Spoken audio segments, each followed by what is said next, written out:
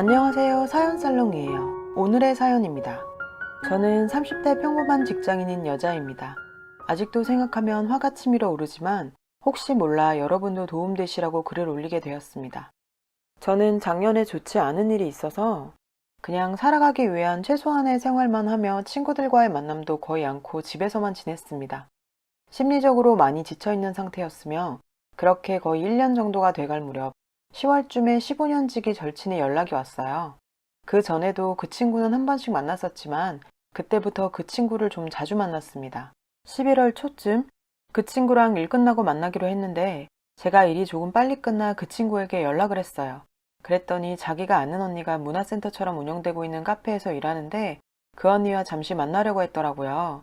이왕 빨리 나온 거 같이 보고 인사하고 우리끼리 다시 나가자고 하길래 당연히 알았다고 했습니다. 나중에 생각해보니 여기서부터가 시작이었던 것 같아요. 같이 그곳을 갔어요. 그 언니라는 분이 정말 친근하게 계속 말을 걸어주고 하더라고요. 이런저런 얘기를 하게 되었죠. 마치 자신의 어릴 때를 보는 것 같고 안쓰럽다고 하면서 정말 유명한 명리학 보시는 분이 계시는데 그분한테 부탁해 놓을 테니 제 절친과 같이 명리를 한번 봐보라며 생년월일을 물어봤었습니다. 본인이 말해 놓을 테니 날 잡고 보라면서요. 원래 점, 사주 이런 거 안 믿고 잘 가지도 않는데 그렇게 힘든 시기를 겪어보니 명리는 점도 아니고 사주 그런 개념이 아니라 한번 봐보라고 하더라고요. 그런 도움이 고마워 감사하다고 하고 며칠 뒤 그 명리학을 봐주시는 분을 친구와 함께 만났습니다. 근데 돈을 받고 해주는 게 아니라 같은 업계에 소문나면 서로 안 좋다고 주변에 말을 하지 말라고 하더라고요. 어쨌든 친구랑 며칠 뒤에 이 명리학 해주시는 분을 만났는데 시간이 안 돼서 한두 번은 만나야 할 것 같다고 했어요. 처음에는 친구랑 같은 방에서 셋이 얘기를 했는데 저에 대해서 생각보다 너무 잘 맞췄고 친구에 대해서도 너무 신기하게 잘 맞추는 겁니다. 시간이 없으셔서 다음 주에 한 번 더 보자고 해서 만났어요. 그때는 친구랑 저랑 따로따로 보고 얘기를 해줬고요. 그때 저한테 같이 온 제 절친이 저에게 도움이 많이 되니까 같이 다니면 좋을 거고 둘이 상생하는 관계라고 정말 좋은 친구 관계라고 했습니다. 그러면서 저에게 천살과 관련된 얘기를 하면서 종교를 가져봐도 좋을 것 같다고 했어요. 종교 이야기를 해서 제가 원래 무교인데 어떤 종교를 말하냐고 물었어요. 천주교든 기독교든 불교든 잡신만 아니면 된다고 해서 그때까지도 별다른 생각이 없었어요. 그러면서 올해 안에 귀인이 나타날 거라 하길래 제가 어떤 귀인이요? 그랬더니 흰 옷을 입은 책을 읽어주는 분이라고 그러더라고요. 그래서 제가 그럼 남자인지 여자인지 아냐고 했는데 웃으면서 동성일 거예요 이럽니다. 그래서 제가 웃으면서 너무 디테일하게 말하니까 정말 소름인데요? 이러곤 별 관심 없었어요. 그냥 그때까지는 명리까지 봐주게 할 수 있었던 친구한테 고맙다 했죠. 친구랑 서로 이런저런 이야기하다가 귀인 이야기도 하다 헤어졌어요. 2주 뒤에 친구가 보자 해서 또 만났습니다. 친구 집 앞에 있는 카페를 가자고 하길래 갔어요. 여기서부터 이제 우연을 가장한 만남들이 시작됩니다. 친구랑 카페에 있는데 한 8개월 전쯤에 친구랑 저랑 술 마실 때 근처에 아는 언니를 소개시켜 준 적이 있어요. 그 언니가 카페로 들어오면서 니네 여기서 뭐해? 이러면서 우연히 카페에서 만난 거예요. 자기가 아는 교수님을 만나기로 했다면서 기다린다는데 기다리면서 저희 자리에서 계속 같이 얘기를 했습니다. 그러다가 그 교수님이라는 분이 오셨어요. 옷이 위에서부터 아래까지 흰 옷을 입고 계시더라고요. 순간 친구를 봤는데 친구도 놀라서 눈이 커졌었어요. 책도 종교책을 들고 있었고요. 그래서 순간 또 소름이 돋았죠. 진짜 바보 같지만 전혀 의심이 들지 않았어요. 여기까지 의심할 수도 없었고 제 15년 절친이 같이 있었기 때문에 정말 1도 의심하지 않고 우연치고는 너무 신기하다 이렇게만 생각했습니다. 그 교수님이 왔는데 그 언니랑 따로 가서 이야기를 하는 게 아니고 자꾸 우리 자리에서 이야기를 하는 거예요. 근데 그냥 의심 없이 친구랑 그 언니랑 오래 만났고 교수님도 저희랑 얘기하는 게 즐겁다고 했어요. 좀 이야기하다 둘이 이제 가봐야겠다고 하고 나갔습니다. 근데 교수님이 심리학과 교수님이었어요. 제 친구가 요즘 안 좋은 일이 있다고 해서 그 교수님에게 자기 심리 상담 좀 부탁드릴 수 있냐 했습니다. 처음엔 그 심리 상담을 같이 할 생각이 없었지만 저도 그때 심리적으로 힘들었으니 같이 해보자 했어요. 그래서 며칠 뒤에 또 친구랑 같이 그 교수님을 만났습니다. 그때 했던 게 나무, 집, 뱀, 사람, 해, 달, 호수 등등 그림 그리기와 또 무슨 성격 관련해서 한 것 같은데 그때 결과는 다시 만나서 얘기해주겠다 하고 헤어지고 며칠 뒤 또 만났어요. 그때는 이제 여기까지만 만나고 더 이상 그분을 볼 일이 없다 생각했죠. 만나서 결과와 이런저런 것들을 얘기하면서 둘 다 마음에 상처가 많다면서 심리치료 중에서 경서, 그러니까 성경이죠. 그걸 가지고 하는 방법이 있는데 해볼 거냐고 물었어요. 아무나 할 수 없는 거라면서 도움이 돼주고 싶다고.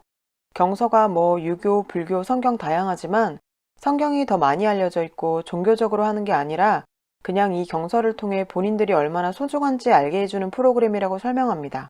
영성지능 SQ랑 이런저런 얘기를 하면서 한번 해보겠냐고 물어보더라고요.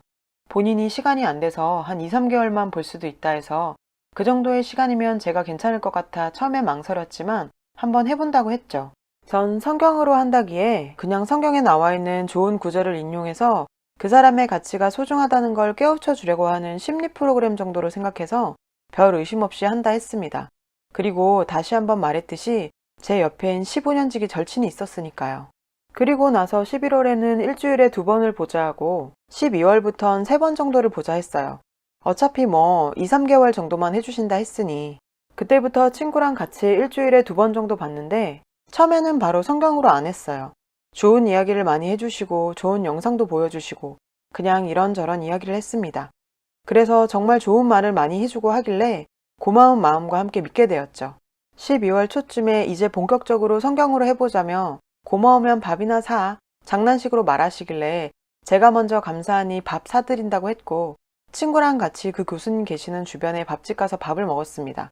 다 먹고 근처 커피숍을 가려는데 거기서 우연을 가장한 만남이 또 그 교수님이랑 친구랑 가고 있는데 교수님한테 전화가 오더라고요.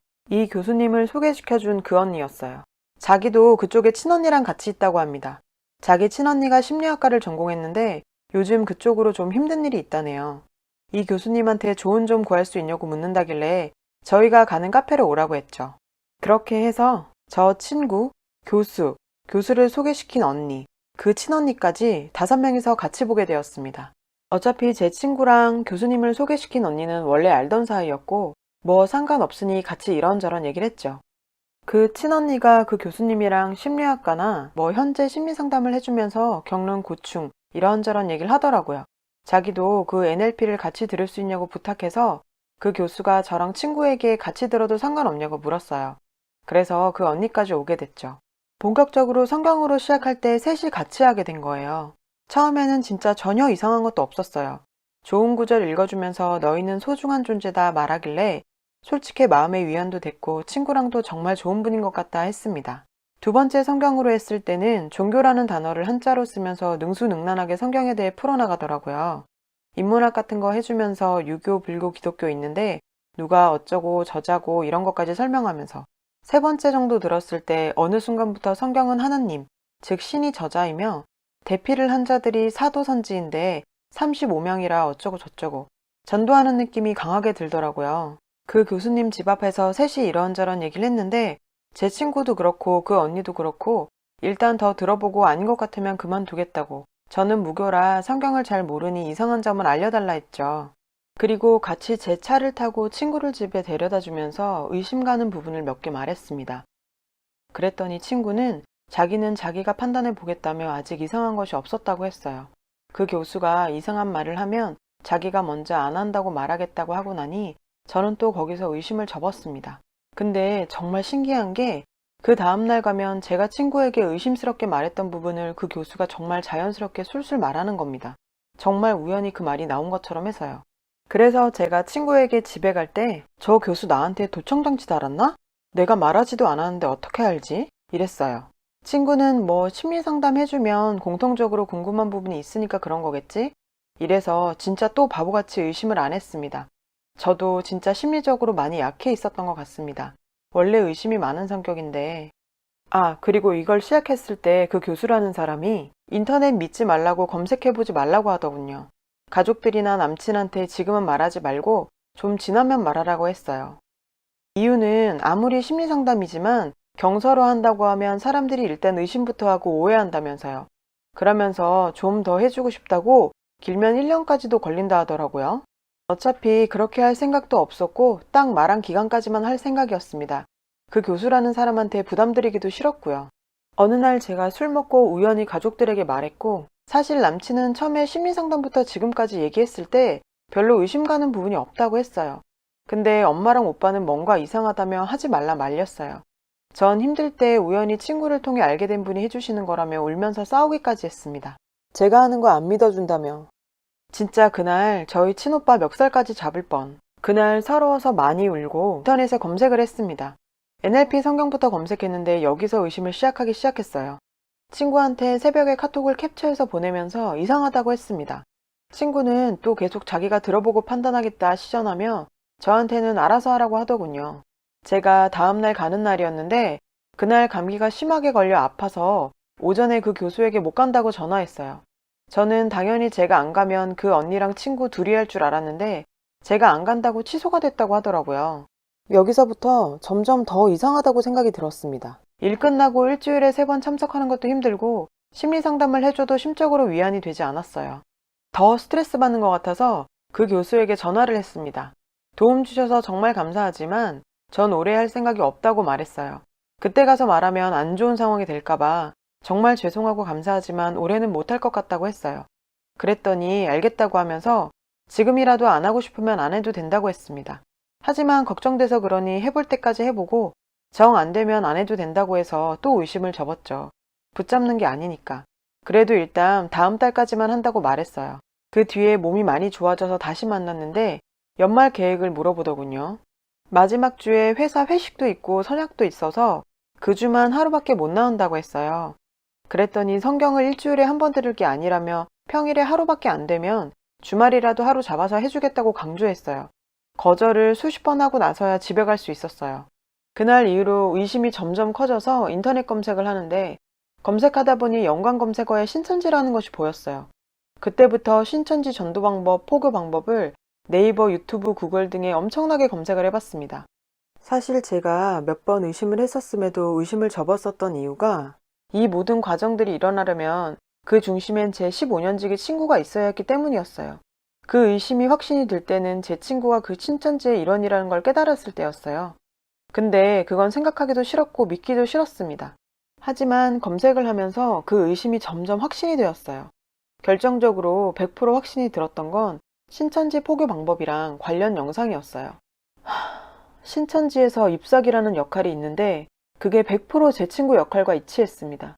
보고체계도 있었는데 제 친구가 그 교수에게 다 보고했던 것 같더라고요. 의심이 확신이 되는 순간 친구한테 말했어요. 다음날 친구는 자기도 그걸 보고 검색을 했는데 신천지 뭐 이런 거 연관 검색어 뜨고 해서 봤다고 합니다. 그러면서 신천지 맞는 것 같기도 하다며 동조하더라고요. 그래서 제가 이거 안 해야겠다고 말했더니 제 친구는 또 그 사람들 이야기 들어보고 판단하겠다고 말합니다.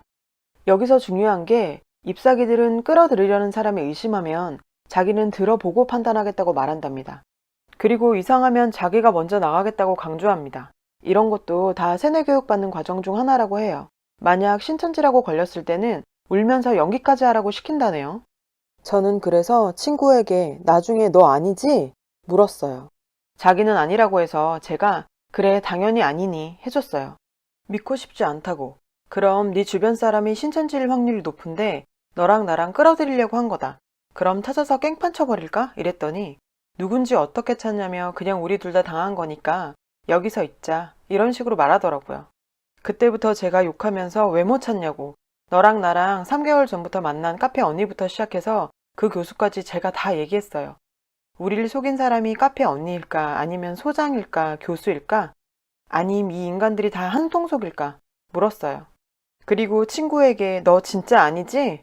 하고 물었고요. 그때 진짜 이상했던 게 친한 친구나 소중한 사람이 어떤 일을 내가 안 했는데 의심을 하면 전 미쳐 돌아버릴 것 같고 눈물 날 것 같고 왜 의심하냐고 난리쳤을 텐데 너무 침착하더라고요. 우리 같이 당한 거 아니냐면서. 그러면서 저한테 그래도 도움을 준 교수니 문자로만 그만하자고 하지 말고 만나서 같이 이야기를 들어보고 그만두자 하더라고요. 그래서 제가 예의? 멱살 안 잡는 것만으로도 다행으로 알아. 넌 너한테 사기치려고 한 인간들한테도 예의 지킬 거냐? 했더니 그거랑 다른 거 아니냐고 합니다. 진짜 여기서 100% 확신을 가지게 됐어요. 제 친구도 신천지였다는 걸요. 제가 욕하면서 너 지금 하는 행동이 진짜 의심스럽고 네가 이러니까 내가 더 의심을 하게 된다고. 내가 지금 열받고 다 죽여버리고 싶은 거 참고 있으니까 그만 보자 했어요. 이거 말고도 진짜 할 말이 더 많은데 너무너무 글이 길어질 것 같아서 그만 정리할게요. 어쨌든 제 친구는 잎사귀 역할인 것 같았고요. 저 하나 끌어들이려고 6명에서 작전을 짜고 판을 짜서 사기판을 만들어서 거짓말을 밥 먹듯이 하며 끌어들이려 했다는 사실에 화가 치밀어 올랐죠. 의심하기 싫었던 제 친구가 거기에 관련돼 있다는 생각과 그동안 저를 보며 했던 연기들을 생각하며 친구가 배신감에 치를 떨었어요. 천연덕스럽게 거짓말하면서 연기했던 모습 생각하면 무섭기까지 하더라고요. 죽을 만큼 힘든 사람 심리 이용해서 사람 마음 농락하고 15년 된 친구한테 사기쳐가면서 판짜면서 사람 끌어들이는데 이게 제정신들입니까? 저도 정말 제 자신이 시간 쓰고 돈 쓰며 당한 게 한심스럽습니다. 심리가 그만큼 약해져 있을 때 누구든 안 당한다고 할 수 없습니다. 다들 조심하세요. 가족으로 위로가 되지 않는다면 정식으로 상담센터를 직접 방문해 보시는 게 좋을 것 같아요. 긴 글 읽어주셔서 감사합니다. 여러분, 사연과 댓글에 응원과 현명한 조언 부탁드려요. 좋아요와 구독은 저에게 큰 힘이 됩니다. 오늘도 좋은 일 가득하세요.